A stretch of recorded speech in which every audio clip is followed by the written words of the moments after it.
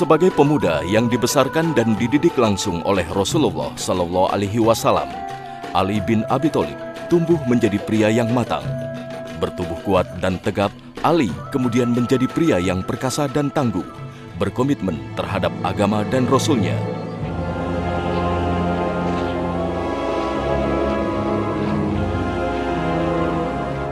Keperkasaannya ditunjukkan di setiap peperangan bersama Rasulullah Sallallahu Alaihi Wasallam. Ia bahkan selalu tampil dan menjadi perisai Rasulullah Sallallahu Alaihi Wasallam.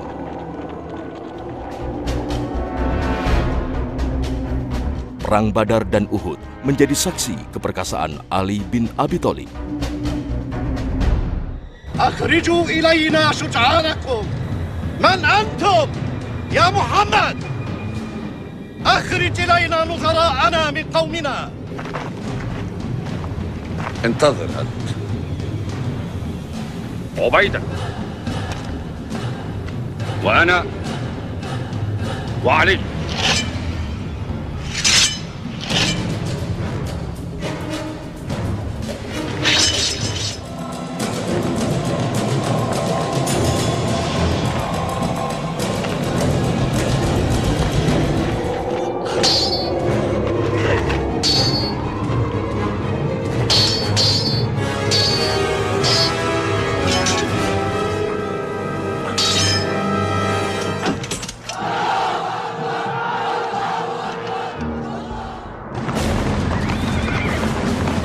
Sejarah pun mencatat Ali bin Abi Thalib menjadi satu-satunya pahlawan Islam yang berani tampil meladeni tantangan jawara Quraisy paling tangguh, Amr bin Abdi Wud, dalam Perang Khandaq.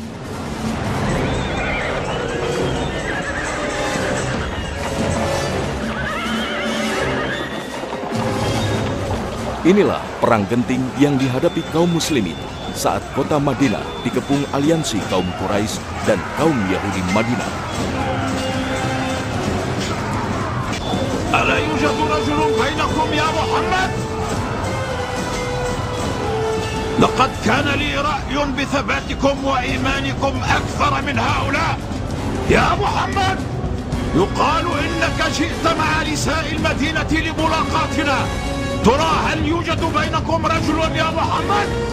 ما الذي حل بجحيمكم وجنتكم هذه؟ هل يوجد بينكم من يستطيع إسكات صوت هذا الكافر؟ أيوجد بينكم من يستطيع أن يسكت صوت هذا الكافر؟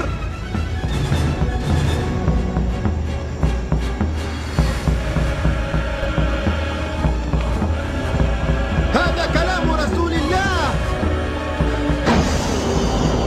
علي.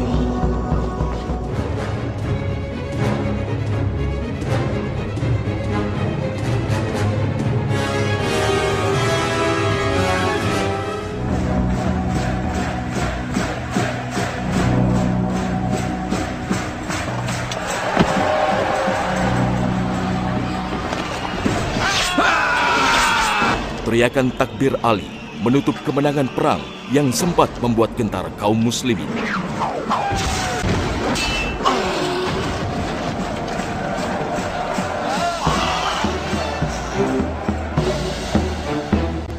Allahu Akbar.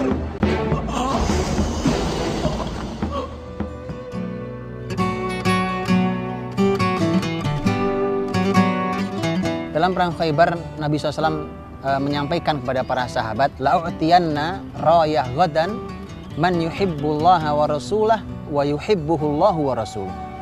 Esok bendera perang ini akan aku berikan kepada orang yang mencintai Allah dan Rasulnya, dan Allah dan Rasulnya mencintai dia. Kemudian malam hari itu sahabat membahas, siapa ya kira-kira yang akan mendapatkan kemuliaan itu.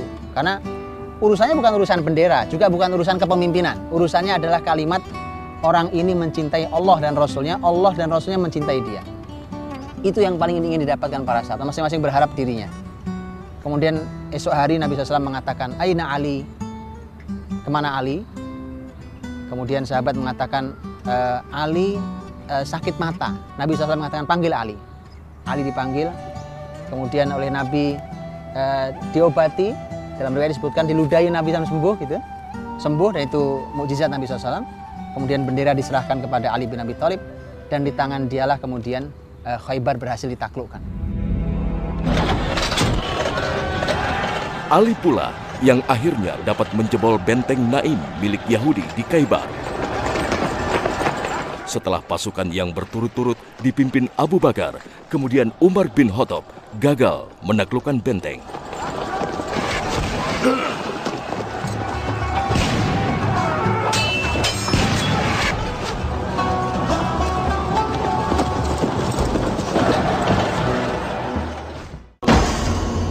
يا حارث ألم تكن تطلب مبارزا ها أنا ذا علي بن أبي طالب ربيب محمد رسول الله.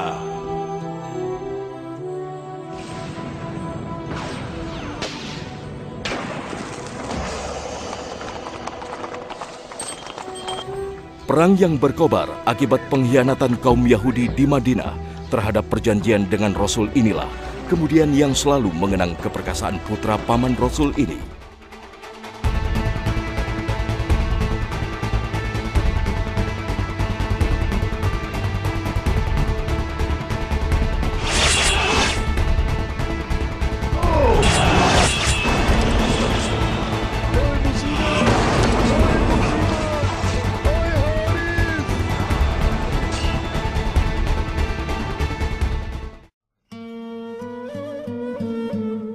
Pada tahun 11 Hijriah, bertepatan dengan tahun 632 Masehi, Rasulullah Shallallahu Alaihi Wasallam wafat. Kesedihan kaum muslimin tak bisa dibendung. Kaum muslimin seakan kehilangan induknya, hingga terjadi suksesi kepemimpinan di Sakifah yang sekaligus menandai pengangkatan Abu Bakar Siddiq sebagai khalifah pertama dalam Islam. Peristiwa Sakifah tak dihadiri keluarga Nabi, termasuk Ali bin Abi Thalib karena disibukkan dengan mengurus jenazah Rasulullah Shallallahu Alaihi Wasallam.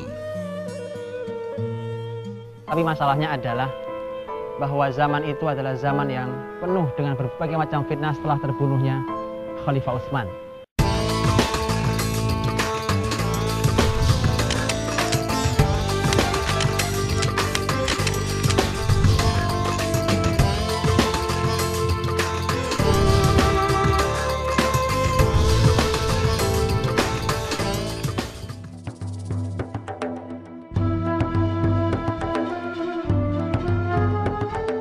Rasulullah Shallallahu Alaihi Wasallam yang telah mengasuh dan mendidik Ali bin Abi Thalib sejak usia 6 tahun telah tiada. Meski sempat mengguncang dirinya, peristiwa memilukan ini tak lantas membuat Ali bin Abi Thalib larut dalam kesedihan tak berujung. Namun, perubahan drastis mulai ditunjukkan Ali bin Abi Thalib. Ia lebih suka menyepi, bergelut dengan ilmu, dan mengajarkan risalah Muhammad kepada kaum muslimin. Di fase inilah, Ali bin Abi Thalib menjadi sosok dirinya yang lain. Keperkasaannya yang melegenda telah diubahnya menjadi sosok yang identik dengan ilmu. Dari ahli pedang menjadi ahli kalam. Itu sebabnya, di masa Abu Bakar dan Umar, Ali bin Abi Thalib diangkat sebagai qadhi atau hakim yang memutuskan perkara-perkara pelik kaum muslimin berdasarkan kitab Allah dan sunnah Rasulullah. Di masa kekhilafan Umar ibn Khattab, kembali Ali berperan sangat luar biasa, sangat luar biasa. Ali begitu taat pada Umar ibn Khattab radhiyallahu anhu, dan sebagaimana zaman Abu Bakar, Ali juga membaiat Umar. Ali radhiyallahu anhu juga taat kepada pemerintahan Umar. Kemudian bahkan Umar yang mengatakan, "Aqdana Ali."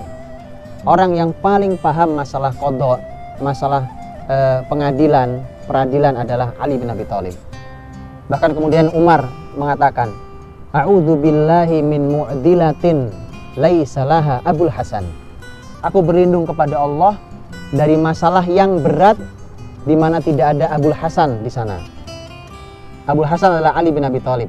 Artinya adalah bahwa negara ini akan sangat rumit ketika menghadapi sebuah masalah sementara Ali tidak hadir untuk menyelesaikan masalah. Berarti Ali menjadi tumpuan yang sangat besar bagi pemerintahan Umar bin Khattab radhiyallahu anhu. Setelah Khalifah Utsman bin Affan dibunuh di rumahnya oleh pemberontak pada tahun 35 Hijriah, kondisi Madinah tidak menentu.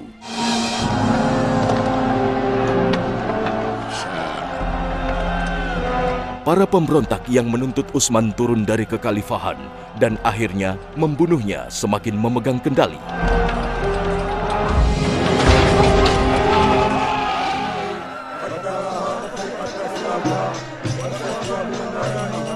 Sementara para sahabat Rasulullah Shallallahu Alaihi Wasallam tengah menunaikan ibadah haji di Makkah Mukarramah.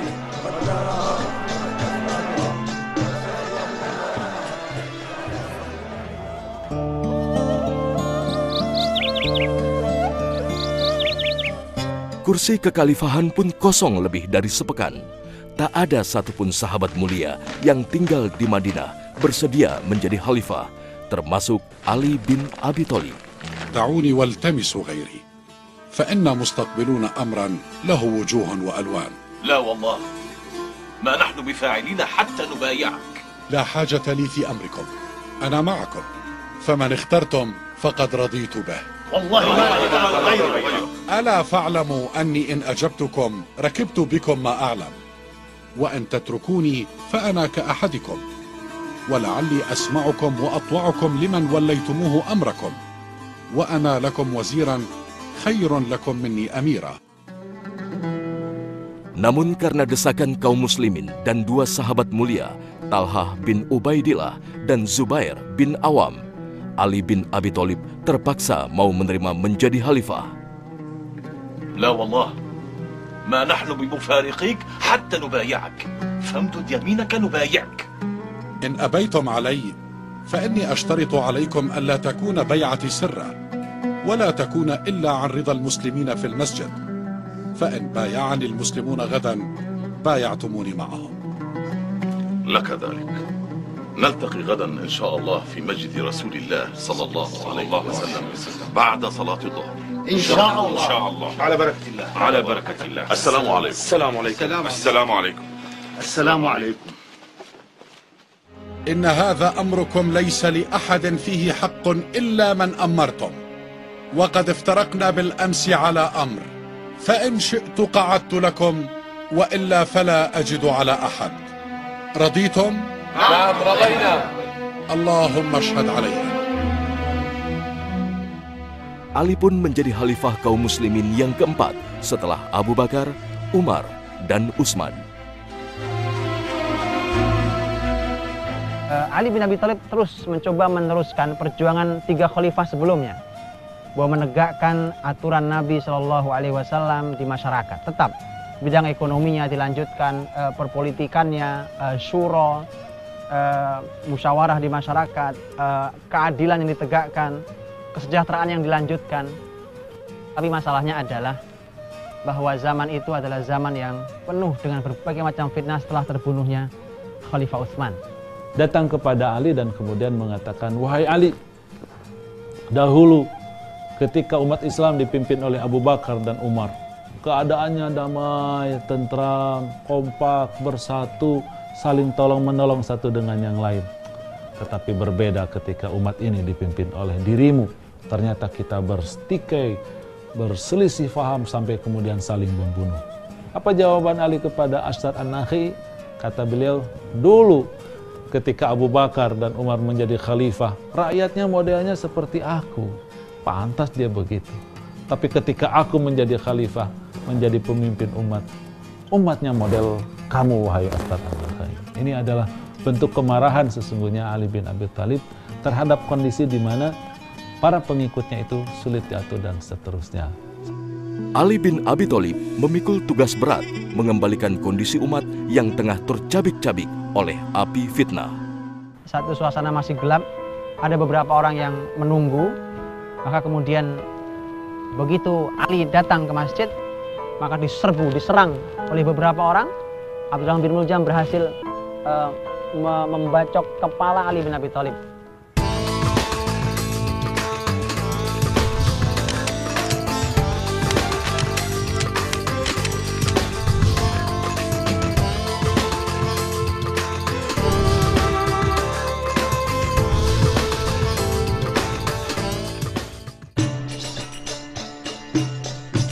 Ali bin Abi Thalib sebagai orang yang memiliki pribadi luhur, hasil didikan Rasulullah Sallallahu Alaihi Wasallam, akhirnya menjalani hidupnya sebagai khalifah. Ia menjunjung tinggi keadilan dan tetap memilih hidup sederhana seperti yang diajarkan Rasul dan diteladani Abu Bakar dan Umar. Nanti Ali saat jadi khalifah, dia ditanya orang, karena orang merasa heran. Ali itu punya baju, yang baju itu sering kali dia pakai. Kemudian orang bertanya, kenapa Anda suka sekali pakai pakaian ini? Ali mengatakan, kasani, khalili, wasadiqi, wasofiyi, Amirul Mukminin Umar. Ini pakaian yang memberi adalah teman baik saya, orang sangat dekat dengan saya, orang yang begitu tulus persaudaraannya dengan saya, Amirul Mukminin Umar Ibn Khattab radhiyallahu anhu. Jadi betapa Ali menjaga betul kenangan itu, bahkan sampai Ali nanti menjadi seorang pemimpin. Sebagai orang yang telah terdidik di keluarga Nabi, Ali pun membuat kebijakan-kebijakan baru. Kebijakan-kebijakan yang telah diubah di zaman Umar dan Utsman mulai dikembalikan seperti kebijakan di zaman Rasulullah dan Abu Bakar. Seperti pembagian ghanimah atau harta rampasan perang. Semua kaum muslimin terlepas dari sukunya mendapat bagian yang sama dari Khalifah Ali bin Abi Thalib. Namun ini pula yang ternyata memicu ketidakpuasan di kalangan tertentu. Masalah pun semakin kompleks, terutama setelah pihak Muawiyah, gubernur Damaskus, terus mendesak Ali untuk segera mengadili pembunuh Khalifah Utsman bin Affan. Rahimallahu Amiral Mu'minin. Laqad qutila mazluman. انظروا إلى قميصه الذي قتل فيه. إن دماءه تستصرخ نخوتكم لتثأروا له. إن دماءه تستصرخ نخوتكم لتثأروا له.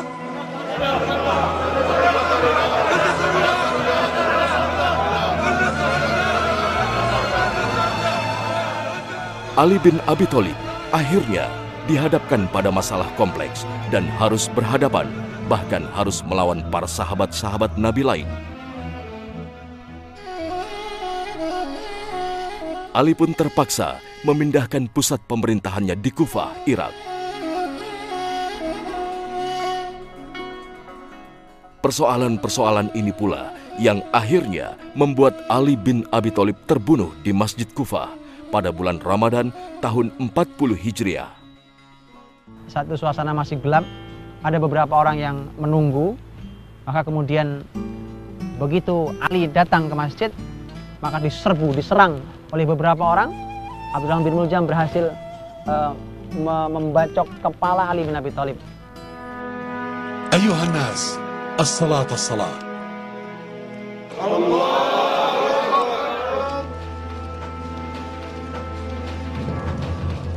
الحكم لله يا علي، لا لك ولا لأصحابك.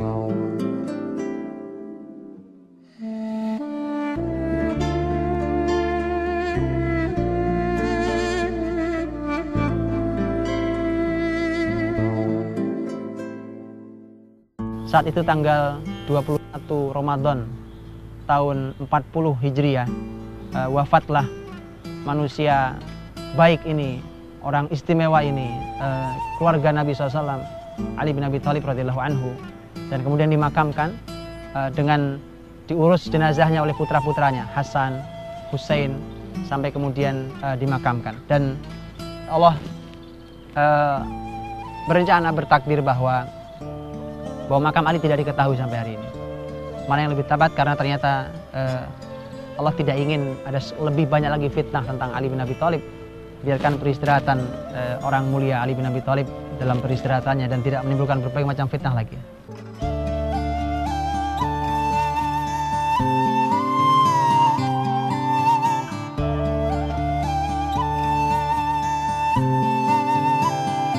Ali bin Abi Thalib telah wafat.